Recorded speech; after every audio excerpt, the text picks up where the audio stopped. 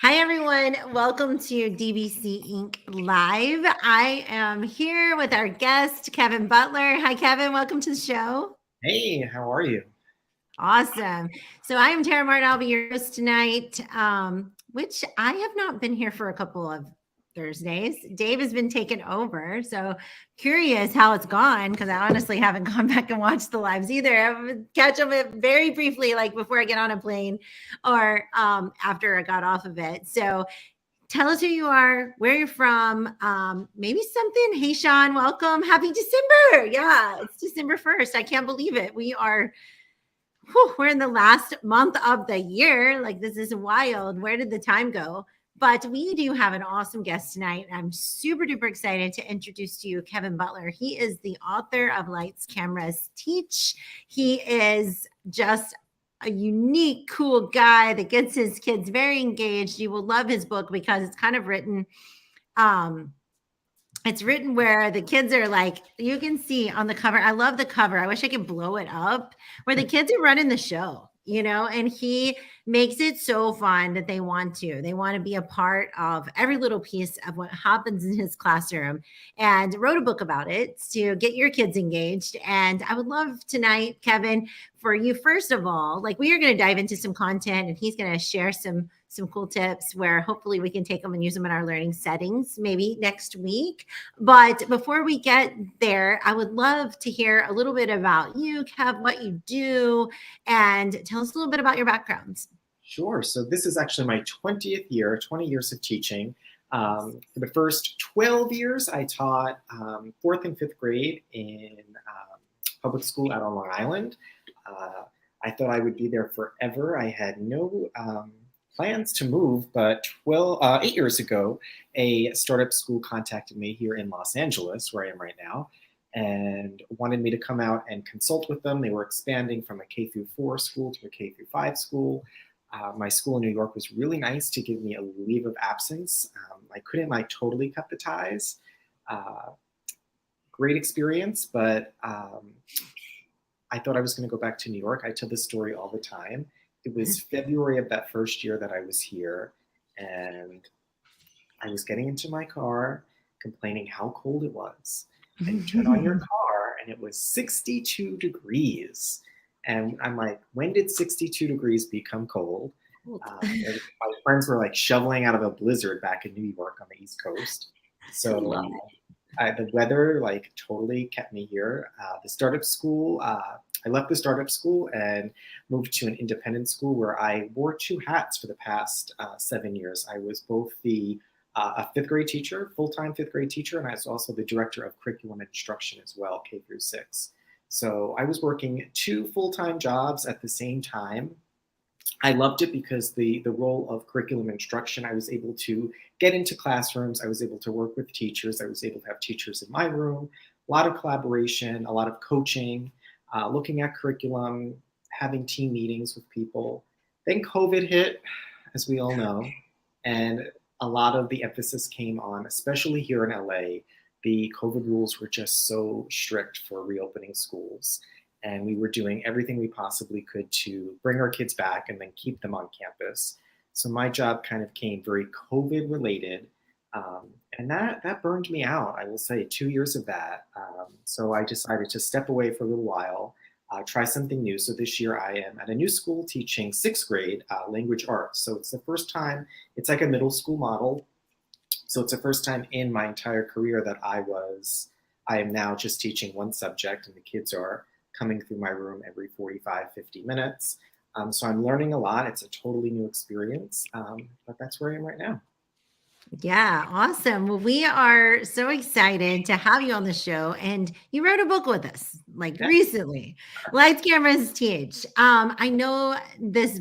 I mean, I love this book. I feel like it's the subtitle calls it a screenplay for engagement, culture, and relationships. And I feel like there's just so much packed into this little bundle of awesome resources for a resource for teachers. I would love for you to tell a little bit about why you chose to write this book and what you really hope that the readers will gain from it. Yeah, I think so many people, it was always a lifelong dream to write a book. For a lot of years, people would tell me, "Oh, you should write a book. You should write a book." Well, that's obviously easier said than done. But Yeah. one of the benefits of COVID, it gave people a lot of time to like pursue some of their passions that they didn't have time for. So I became a little serious about putting together, like, could I actually write a book?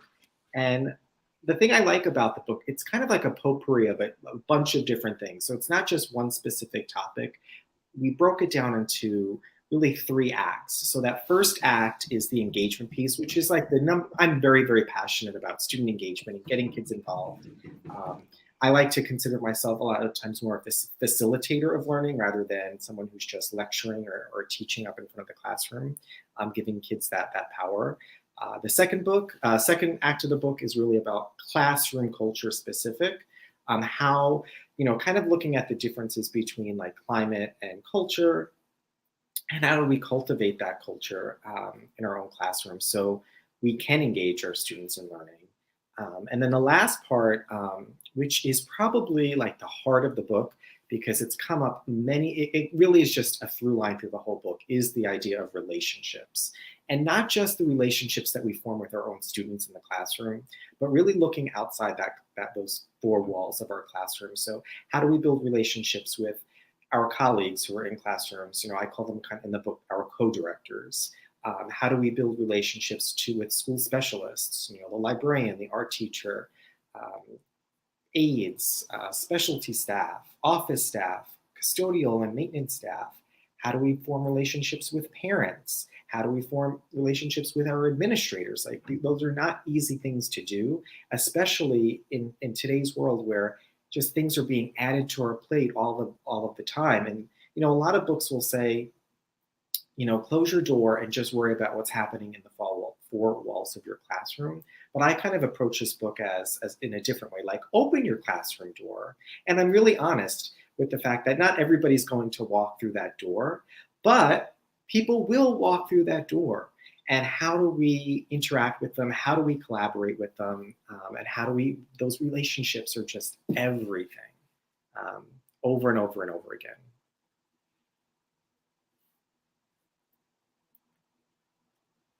Ooh, Tara, I can't hear you. Oh, I just feel like I have such great things to say. I'm just still muted. My dog was making all kinds of noise earlier. I'm like, I don't want them to think that's me. Sorry about that, guys. We're live, so everything goes here. We keep it real. So I love that piece. I love that you have all 3 of the key pieces of building a sustainable learning atmosphere, right? I mean, that's what it really boils down to. We need engagement. We need that culture. We also need the relationships. Like, we're in the people business. Anytime we're dealing with people, everybody's in the people business. Unless you're working in a cubicle and you're behind the scenes, but even still, I bet you're serving people what you're doing is serving people somewhere. So it's really important that we spend some time there, but we also give our students an opportunity to feel what that feels like, to build relationships with people that maybe we don't get along with or we don't understand. And I love the fact that you had those 2 hats. I bet you had those 2 full-time roles with 1 full-time pay, but I really appreciate that you have great perspective from both places, because I feel like moving into administration, I started to realize real quick, I had to build relationships with the community, and I hadn't really ever spent a ton of time in the community as a classroom teacher. A little bit with my school, but not like with all 26 schools and the families that I served. And so at the district level, it was a new ball game for me. I wanted to move things really quick, and I had to realize, no, I'm moving a freaking pirate ship. We're going to turn one little dial at a time, build these little connections slowly, and then move a little bit at a time. And building relationships, it's key to everything that we do. And I really appreciate that you put a lot of emphasis on that and said it's the through line all the way through your book. So I'm curious, Kev. So I always call you Kev. I always cut everybody's names off. Kevin, I'm curious. We are at this stage where we're not quite to the holiday break, the big winter break, but we have this like little piece where everybody's just kind of hanging on by a thread. Like, can we make it? We just recently took in a college student. So we We actually have a roommate. It's so cool. She lives upstairs. Adorable. But I hear her talking and she's just like, Tara, I just don't know. Like, oh my God. Like, I feel like it's so much right now. And I feel like our students are feeling that. Our teachers are feeling that. Our administrators are just like hanging on. And I'm just hoping that you have something for us that maybe we can spark up just a little bit of energy to get us through this next little stretch. Maybe it's a strategy we can use to build some, like keep those relationships alive, keep those bonds, that culture of belonging in the classroom. Or maybe it's just something you've tried with students and you know it seems to work. When it comes to engaging them in the content that we're teaching here, anybody that works for any content level, but yeah, inspire us. Sure. It is like, it's crazy time. I know, like at my school, we've got 2.5 more weeks left. We have report cards due this week. We have parent teacher conferences going on. There's just a lot. Kids are excited about the holidays. It's going to rain in LA tomorrow. And when it rains here, like you think the world is coming to an end. So yeah, there's a lot going on. There's so many things in the book. One of my favorite things is a game called, it's a really fun game. And I'm going to talk about this game specifically because literally it could be used for any single thing. And it's zero, like almost zero prep, and it's pretty much free. And we all like things that are free. It's called Puzzle Mania. And I should have brought a bag of the game home with me. But all you have to do is you get just a piece of paper, regular piece of paper, and I just divide it up into rectangles. And then on the lines that you draw, and I do everything in pencil in case you make a mistake, I write words. But you could do this in math, but I just did this the other day in language arts for our vocabulary review. So I will often put, if happy is one of our vocabulary words, on the other side of the line, you can either put a synonym for that word, you can put the definition for that word, you could put an antonym, you can put like a typical reference, and then you have all of these squares cut up with words on the outside of each, adjacent to each line, and you mix them all up, and the kids have to put the puzzle back together to make that rectangle again.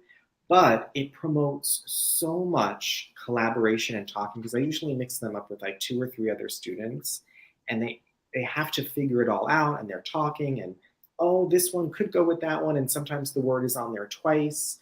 It could go in 2 different places. So, and it'll give you a good like 40 minutes of engagement with literally just a piece of paper that has been cut up into rectangles. I love it. One of my favorite ones. I love it. And I can see that with so many different subject areas, but also even like how would you use it for maybe like a class builder? Yeah, you could, the very like first or second day of school, I'll use it where I talk about like just like random things. I'll put some things about myself, but one I remember doing like an iPhone and an Android like are together as like opposite. Oh yeah, they have to find, yes. Summer, winter, the mountains, the beach. So you can do a whole bunch of different things. Math, equations with it. Social studies, I've done it where you can put in, again, vocabulary words or famous people, places that they were born, things like that. Yes, I love it. Love it. It's so much fun. And with our lower grade levels, let's see if if you guys have some ideas, throw them over in the comments. There's so many ways you could use this. Cut them up, serve them up in a little Ziploc. What do you serve them up in a Ziploc baggie? Ziploc bag. Perfect. Yeah. And then and then last forever, like, because you're using them for 40 minutes, put them back in the bag, label it with what unit it is, put it in your cabinet, and next year pull it out. Yes, it would be good for review too. Yes. Like just another way to review, or even have the students create one. Sure. Yeah, definitely. That would be fun. Like just give a blank one. We've played this game multiple times. Now everybody's going to have a blank one. I want your group to come up with one and then switch. Like they cut them up and they give them to the group next to them to try to solve. That would be fun too. So many different ways. Yeah. Athletic. I love me some fitness, anything fitness. May try this in the class. No, I'm just kidding. Yeah, so there you go. Look, he's creating one already. He's got his 2 squares right there. Love it. David, you win. Do one for Dave Burgess. Oh, there we go. There we go. I love it. Keep it going. It's so fun. We're creating one with our own crew. See how fun this could be, though, right? And then just cut that up, and your kids could come up with it. Maybe that's what they do. Maybe they do it with students in their class, and they provide like a characteristic or compliments, like something that lets you know who they're talking about. Yeah. Then, I mean, it could be cool because maybe they do match up differently, but then you could get with the group and say, who are you thinking for this one? Right. And, just another way to build each other up. Yeah. That would be fun too. Awesome. So much fun. Yeah. Oh, David, you're so much more than that. I'm loving this. So yeah, well, we have enough time if you wanted to share one more strategy. If not, we can just take some ideas from the crew or questions. I'm going to share a website that's really cool that I don't get paid by this website, this company at all, but I endorse them all the time. I think it is such an awesome resource that, again, it's totally free. It's called Wonderopolis. Coolest website. I would say ideally for probably second graders all the way through high school. And all you do, you go to Wonderopolis, I think it's .com, but it could be a .org. But it is so well done. And the kids they put in what's called a wonder. So maybe the kids are wondering about, something like jelly beans, something very random, and they type in their wonder. And what Wonderopolis does is that they actually come up with, a whole page information on jelly beans. But what's cool about it, and why it could be used for lower grades as well, is that it will hyperlink words. So vocab words are hyperlinked. So then you could actually, if there's something in that article that sparks another wonder, you can hyperlink yourself to there. There's a quiz on the bottom usually, where if did you become an expert on your wonder? It's just so well done. It's 100% free. I'm pretty sure there is a jelly beans one. Oh, yeah, I just did it. Yeah, how are jelly beans made? It's a cool website. It'll keep kids entertained for a while, but if they're not just like sitting there like wasting their time, they're actually learning about something. And like I said, there's that like free quiz piece. So I love it. I think it's the awesome vocabulary. This is fun. Yeah. And whoever built it, they just did a really, really good job with it. And it's free. It's free. Right? Yeah, it's 100% free. Man, I wonder all kinds of stuff. I'm gonna start using it for myself. Dave will be like, what are you doing? I'm like, I'm just finding out more about what I'm wondering. Yeah, that is fantastic. That's a great resource. So if you want to check out, Monica has tried it. Fantastic. Yes. No, I need to try it with my kinders. No, she hasn't tried it yet. Awesome. You should check it out. It looks pretty fun. I pulled it up over here. If you guys have some more things you want to wonder, I can type them in. We have just a couple more minutes.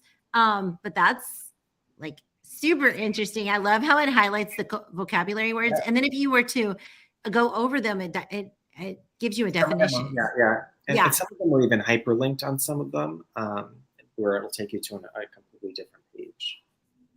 Like this one, like Easter. Yeah, probably. To tell you a little bit, what does that even mean? Yeah.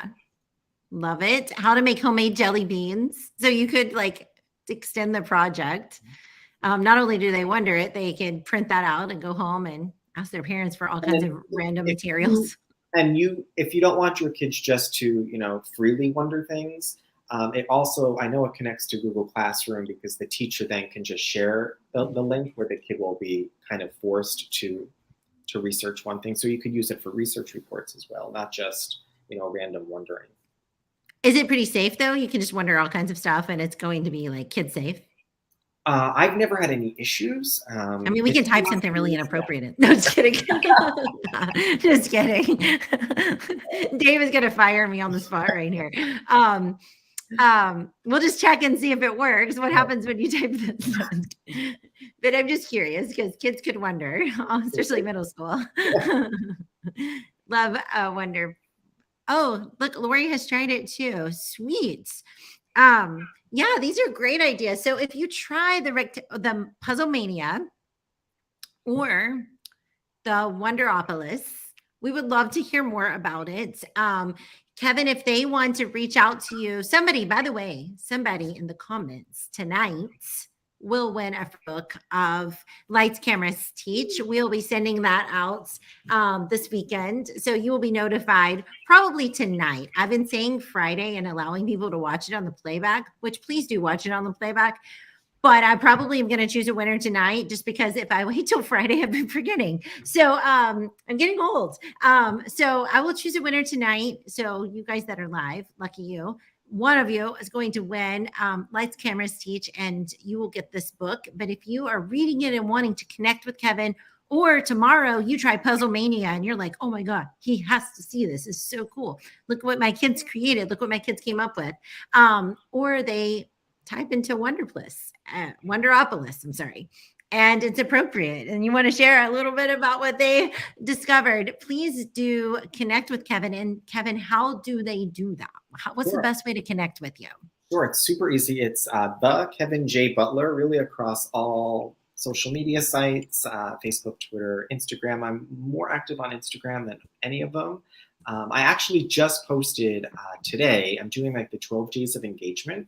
So I'm going to be sharing a different engagement activity each day. And today was actually the Puzzle Mania idea. So I actually have videos of kids playing. I actually have a nice example that you could see how you match things up too. So you could check it right out on there as well.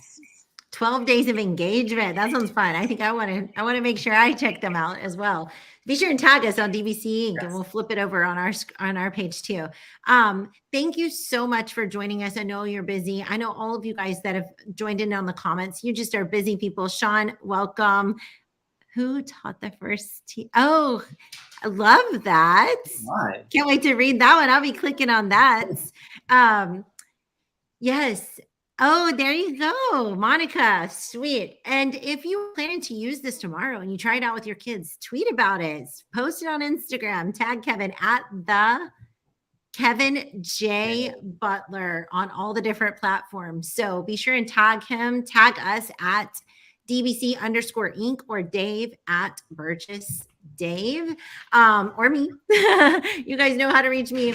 So we would love to just check out and see what your kids are learning. It's always so fun to see how you take these ideas on Thursday Night Free PD and use them in your classroom tomorrow. And I feel like there's so many of you that do that every single week. Like Friday, we'll see cool stuff happening in the classroom that you got from this professional development or if you watched it on the playback. And that just makes us feel like maybe we're putting some stuff out there that's interesting to you and interesting to your students as well. So thank you for sharing. Kevin, thanks for joining us tonight. And stay on the lookout. We will be posting, we have a brand new book coming out on Tuesday next week. So for all of my picture book lovers out there, you'll be happy to know we have another picture book coming out on Tuesday. I think you guys would love it. It's with a few authors who have already written a book with us, and we are very, very excited about it coming out. And we also have just some really cool giveaways that we're going to be doing throughout the month of December. So you want to stay tuned into this Facebook, our Facebook page, as well as our Twitter and our Instagram. And on Twitter, we're at DBC_Inc. On Instagram, we are also at DBC_Inc. So you want to check both of those places for our giveaways each week during the month of December. But somebody is going to win Lights, Cameras, Teach. And I can't wait to see what you have to say about all the cool things you're going to learn in this book. So Kevin, thanks again for joining us. Thanks for taking time out of your night for us. My pleasure. Have a great holiday. So fun. You too. Bye, everyone. Have a good one. We'll see you next Thursday.